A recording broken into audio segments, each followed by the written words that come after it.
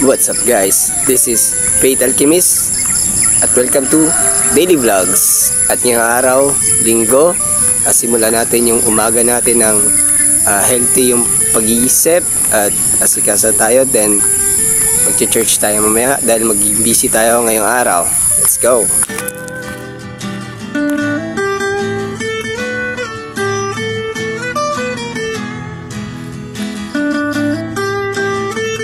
At tayo pabalik na galing sa ating lakad-lakad para mag-asikaso na tayo para luto at later magsisimba na tayo. Let's go! At dito na tayo ngayon sa bahay at tayo ay imbes na magkakape tayo ay magtsatsaa. So dahil sa meron akong cyst or lymphoma tatawag dito. So natakot din ako, so nag-research ako ay kailangan ng guyabano.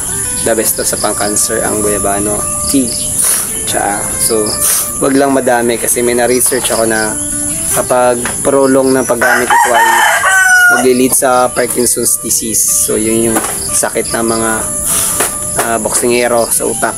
So dapat lang at least 1 or 2 cups ata. So ito ini tayo ilalagay natin. Yan lang yan.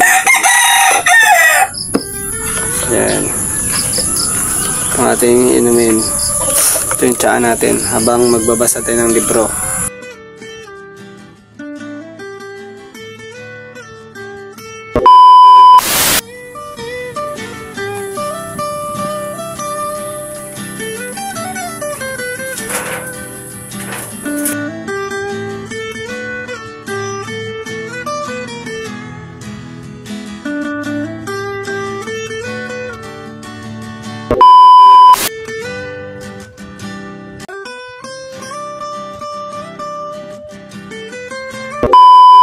At nagbago yung isip ko. Gusto ko ganitong forma na lang para na akong skater. Para tayo sa church. Okay.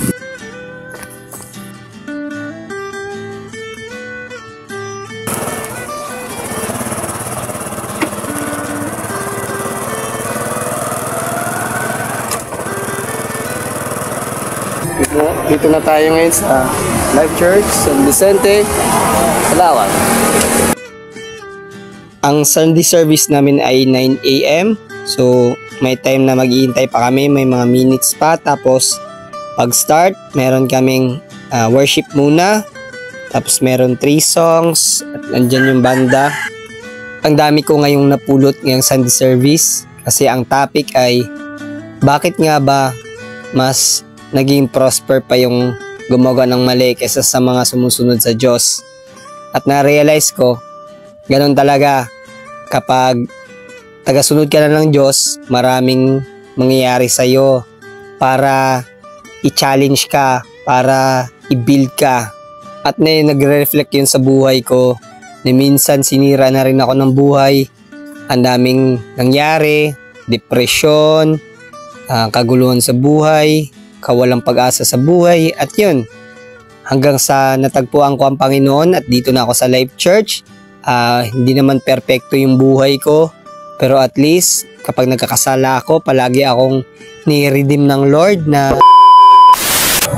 At yun lang sa aking vlog, sa daily vlogs.